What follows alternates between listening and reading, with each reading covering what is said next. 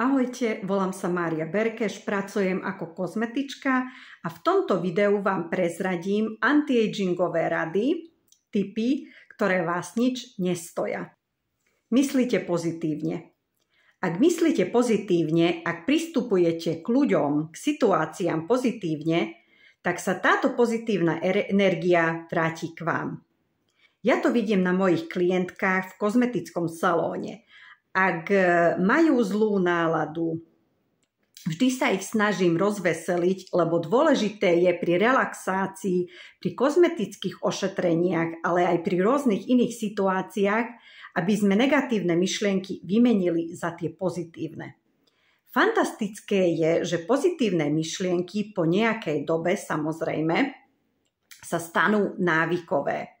Ak ste pesimistka, myslíte negatívne alebo vo všetkom vidíte zlé, tak zo začiatku treba samú seba donútiť doslova do písmena, aby ste mysleli pozitívne.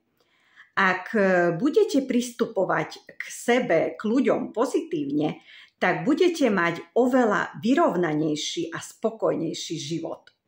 Lebo nebudete fokusovať na negatívne veci, ale vo všetkom budete hľadať to pozitívne. Vlasy a starostlivosť o pokožku. Vždy sa starajte o svoje vlasy. Majte vždy upravené vlasy, aj vtedy, keď si myslíte, že vás nikto nevidí, lebo určite stretnete toho, koho by ste možno ani nečakali.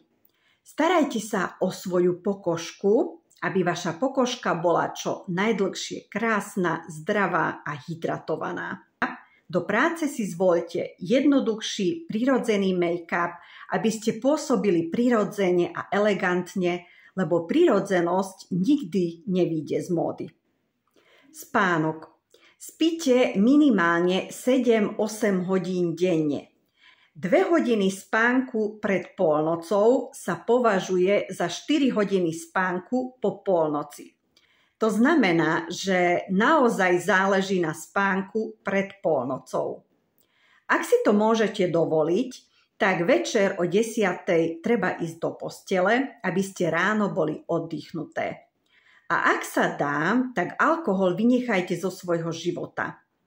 Ak sa stane, že sem tam si dáte za pohárik, tak je užitočné piť čaje na čistenie pečene alebo prípravky na detoxikáciu pečene, ktoré pomáhajú odbúrať alkohol. Hydratácia. Hydratácia zvonka a hydratácia znútra. To znamená, že každú hodinu píte pohár vody. Používajte hydratačné séra, krémy na tvár, aj na pokožku tela, lebo hydratácia vás udržiava vo forme a budete oveľa flexibilnejšie a zdravšie. Pamätajte, že ľudské telo obsahuje v priemere 65% vody, preto voda je pre vás, pre nás veľmi dôležitá. Pohyb. Pohyb by mal byť súčasťou nášho života nie 2-krát za týždeň, ale každý deň. Je to úplne jedno, aký pohyb si zvolíte, či jogu, beh, plávanie, rýchla chôdza, či prechádzka so psíkom, alebo sama po parku. Pohyb nás udržiava flexibilnými, máme oveľa viacej energie a aj na myslenie pôsobí pozitívne. Pohyb uvoľňuje bloky, uvoľňuje negatívne pocity. Pamätajte, že naše svaly si pamätajú všetko. A pohybom si tieto bloky, negatívne pocity pekne vydychujeme. Príroda. Choďte do prírody, lebo príroda je náš najlepší priateľ. A príroda odbúrava tiež negatívne energie. Dieta. Ak sa necítite dobre vo svojej koži, tak zaraďte do svojho života zdravé, ľahké jedlá. Vynechajte na pár dní cukor, sladké jedlá, veľmi slané potraviny, polotovary, bielu múku.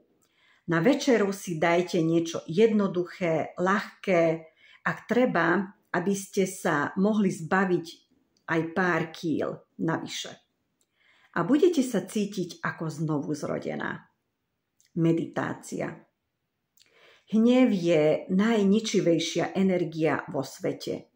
Na odbúranie hnevu je výborná a veľmi účinná meditácia.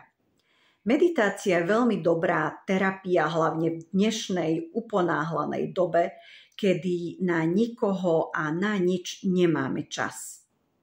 Trochu sa pozastaviť a byť len sama so sebou. Problémom je, že veľa žien si neváži samú seba a preto sa vyhovára, že nemá čas na seba.